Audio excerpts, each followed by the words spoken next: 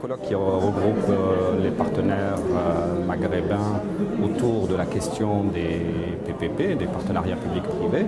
Le Maroc a une expérience en la matière extrêmement intéressante puisque déjà depuis plusieurs années, plusieurs initiatives ont été prises dans ce domaine et aujourd'hui, à travers le projet de loi qui est en cours de discussion au Parlement, on en tire un certain nombre de leçons pour définir un cadre juridique qui permet à ces partenariats publics-privés de pouvoir se réaliser dans des conditions intéressantes pour l'usager, mais aussi dans des conditions qui permettent de sécuriser l'investissement privé et en le sécurisant, ça permet d'avoir des exigences de rentabilité qui peuvent être sur le long terme.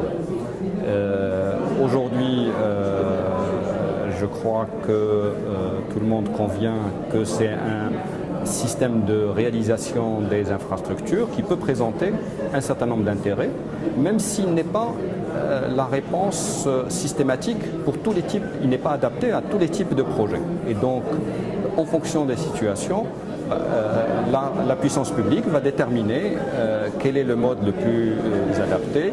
Et le fait d'avoir un mécanisme encadré par la loi, discuté au niveau du Parlement, donc qui a une certaine acceptabilité politique, permet de faire en sorte que c'est une alternative tout à fait intéressante pour la réalisation des ouvrages publics.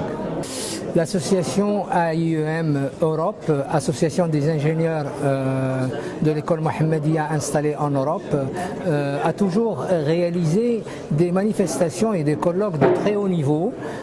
Ça a été le cas lorsqu'elle a réalisé, elle était il y a quelques années, lorsqu'elle a réalisé le premier colloque sur les nanotechnologies au Maroc.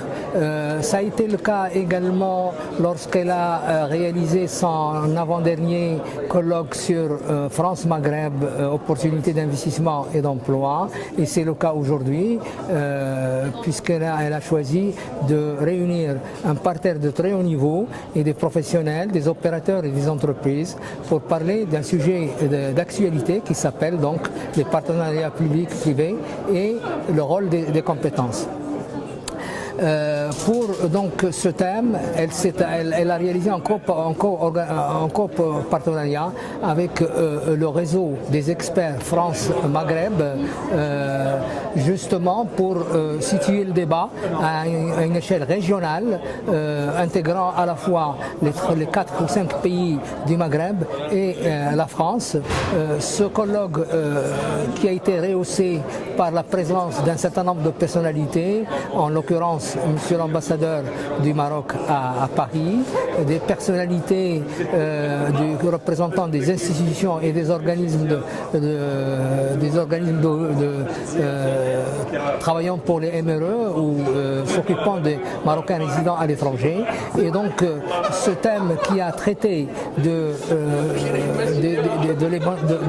financement du PPM en tant qu'alternative de financement pour le développement social, nous y avons consacré le temps pour pouvoir justement, compte tenu d'un constat, nous avons remarqué que les pays développés comme les pays émergents, en période de crise comme en période normale, les gouvernements de gauche comme les gouvernements de droite font appel justement au PPP comme alternative pour suppléer, voire compléter les insuffisances budgétaires de l'État et pour pouvoir justement réaliser des projets socio-économiques qui n'ont aucune raison d'attendre, quelle que soit la situation et la conjoncture et la crise.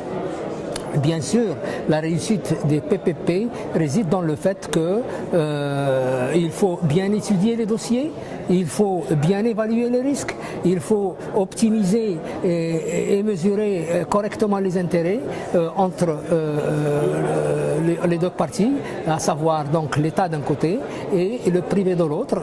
Il y a des préalables pour la réussite des PPP. Il faudrait tout d'abord, bien sûr, une ingénierie bien faite. Il faut également évaluer correctement les projets. Il faut accorder les marchés dans un cadre de transparence totale. Il faut impliquer les expertises et les experts nécessaires pour justement faire les business plans correctement. Et je crois que c'est une alternative que le Maroc connaît déjà en fait, mais elle s'impose parce que maintenant de plus en plus le Maroc, du fait qu'il a introduit cette nouvelle loi au niveau du Parlement, qui est en cours d'être agréé, va justement pouvoir utiliser ces capacités de financement supplémentaires pour répondre aux besoins. Alors, en tant qu'Institut marocain des relations internationales installé à Casablanca, donc nous avons participé à cette convention France-Maghreb et c'est pour la 3e fois que nous participons et nous sommes très heureux d'y participer parce que ça nous permet d'avoir des contacts non seulement avec les Français mais aussi avec les Maghrébins, c'est-à-dire les Algériens, les Tunisiens, les Libyens et les Mauritaniens. Et notre but est de développer les relations commerciales et les investissements aussi bien vers la France que vers les autres pays du Maghreb. Et cette édition a été particulièrement réussie puisque, à part les contacts, il y a eu aussi des conférences très intéressantes, notamment une conférence sur la construction maghrébine qui est absolument nécessaire pour le développement de tous les pays du Maghreb. C'est très importante et très sérieuse dans la mesure où personnellement je ne suis pas dans les affaires mais je suis dans le tourisme. Tourisme en tant que vice-président de la Confédération nationale du tourisme du Maroc. Et c'est un plaisir de rencontrer des gens de cette importance pour parler des investissements dans le Maroc, pour parler dans les relations entre le Maroc et la France, l'Algérie, la Tunisie et le Maghreb. Je pense que de telles réunions peuvent être très positives pour l'avenir du Maghreb et de la France. Je pense que c'est quelque chose de très intéressant et nous recommencerons, Inch'Allah, l'année prochaine dans le même sens. Donc Norman Bohamed, je représente ici la région de Sfax avec M. Khaled Salem ici présent, représentant l'UTICA de Sfax et directeur des laboratoires Civo et Silor, n'est-ce pas? Et Silor-Civo, pardon. Donc l'action d'être présent à la convention France-Maghreb et à la convention des experts comptables, c'est justement de suivre un peu l'exemple aussi de nos amis marocains dans le cadre du développement des régions. Et aujourd'hui, grâce à la décentralisation qui est inscrite dans la constitution tunisienne, c'est d'aller au-delà et pour justement faire la promotion du tissu des PME-PMI de la région de Sfax et de tout le tissu économique de la région de Sfax en Tunisie, de montrer qu'il y a un dynamisme économique, un dynamisme industriel et d'inviter les entreprises françaises et en même temps le tissu économique maghrébin à venir découvrir les potentialités de notre économie et de notre tissu industriel dans le cadre soit de joint venture, soit d'implantation nouvelle sur le tissu régional de Sfax. C'était votre première participation? Ah non, c'est ma deuxième participation. Nous y étions là déjà l'année dernière. Nous sommes là cette année et nous espérons faire que la convention se fasse l'année prochaine à Sfax. Et nous allons inviter un certain nombre de nos collègues des régions marocaines à venir nous rendre visite et aussi échanger cette expérience de la décentralisation marocaine que la Tunisie n'a pas encore, que ne maîtrise pas encore et qui permettent d'échanger des outils de communication.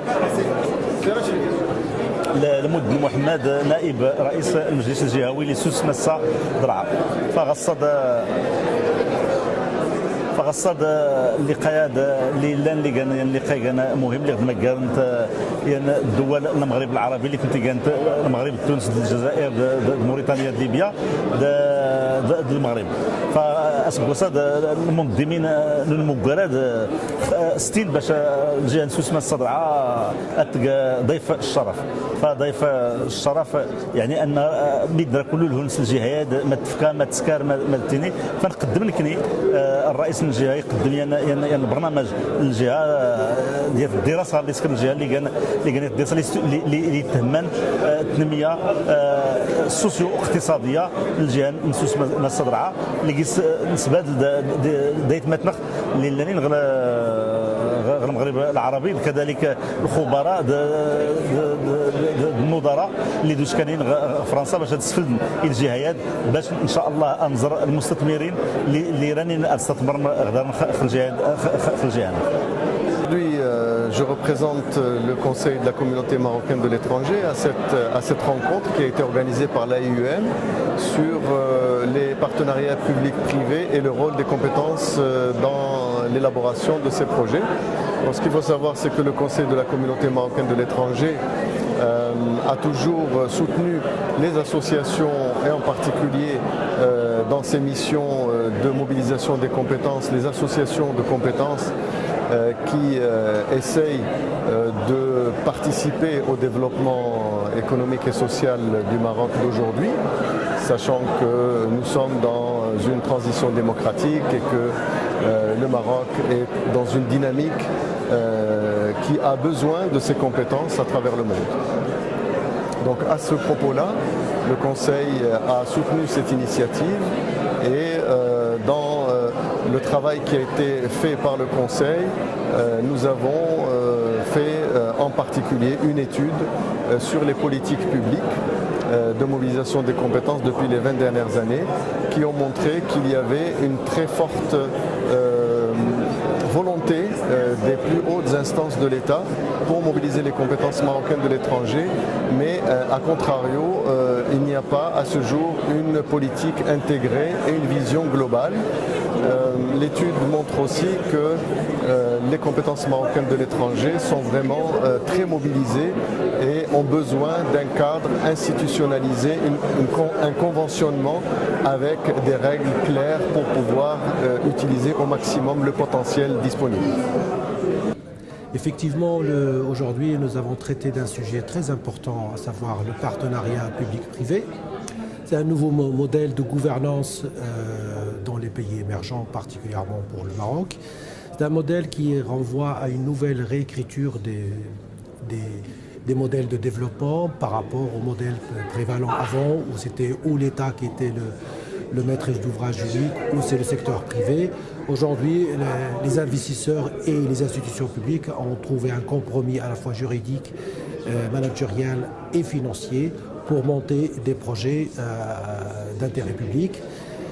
Il faut rappeler aussi que les plus grands investisseurs aujourd'hui reviennent en force sur ce principe qui met en valeur aussi la capacité des États à sortir de leur fermeture idéologique et s'ouvrir sur le secteur privé comme étant un partenaire aussi capable de conduire la chaîne du développement. Mesdames, Messieurs, les ingénieurs, les experts et les scientifiques, Mesdames et Messieurs les entrepreneurs et opérateurs économiques, chers collègues et amis, au nom de l'Association des ingénieurs AIUM Europe, de nos organisateurs et nos partenaires, je voudrais associer ma voix à celle de M. Alexandre Touami, président du réseau des experts France-Maghreb, pour vous remercier. Vous remercier tous d'être venus si nombreux pour participer à ce colloque. Mes remerciements s'adressent plus particulièrement à la Fondation Hassan II qui nous a toujours accompagnés dans nos activités et au Conseil de la communauté marocaine à l'étranger, CCME, pour son soutien effectif. Le texte, c'est tout l'environnement que l'investisseur regardera pour savoir s'il va investir dans le sud de la Méditerranée ou au Maroc, en Algérie, en Tunisie, sachant que, je pense que vous en êtes tous conscients, on est dans un monde maintenant de plus en plus compétitif, où il y a de grandes zones économiques qui se constituent, et il faut être conscient qu'un investisseur international, j'entends, on viendra après sur les investissements locaux, un investisseur international, il a le choix entre le sud de la Méditerranée, l'Afrique subsaharienne, à l'heure actuelle c'est très à la mode, je pense que c'est pas d'ailleurs à justifier, hein, mais il peut aussi investir en Amérique latine ou en Asie, en Chine ou dans le sud-est asiatique. Donc son choix il sera déjà dans la zone. Et donc c'est vrai que s'il y a un cadre juridique qui est stable, qui est clair, c'est un plus pour un pays par rapport à d'autres et c'est un avantage compétitif. Pour la 10e année consécutive, partenariat de ce colloque, je vais être extrêmement bref, je voulais simplement, en toute amitié, rappeler l'attachement que nous avons à accompagner la profession tant en France qu'au Maghreb. Je suis d'ailleurs aujourd'hui accompagné de Grégory Desmond, mon correspondant pour le Maghreb, et donc il sera à votre disposition si vous le souhaitez pour échanger avec vous. Je crois que juste un petit mot pour témoigner de ce que peut être le partenariat public-privé. On le vit au quotidien, notamment au Maroc, avec le programme Moussanada. Bon nombre de vos confrères, bon nombre d'entreprises, bon nombre, je dirais, d'industriels ont pu s'équiper, ont pu se moderniser, grâce notamment à ce programme.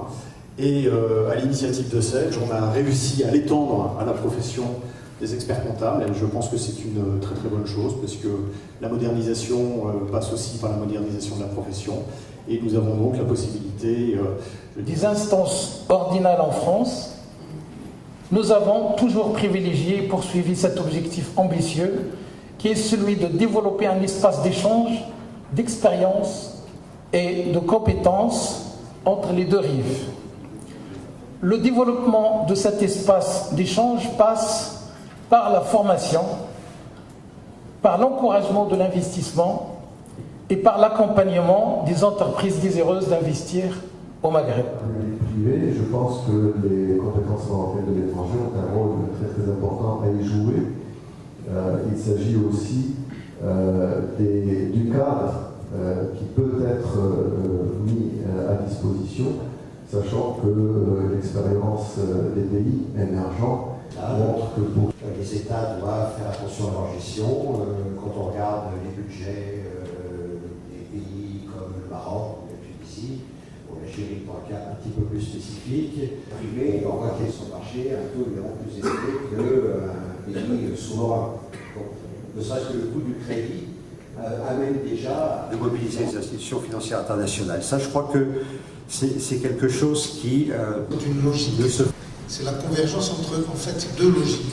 Une logique publique qui consiste à trouver des moyens de financer les projets de développement et une logique privée qui veut s'investir pour essayer, à travers cet investissement évidemment, de trouver de nouvelles ressources.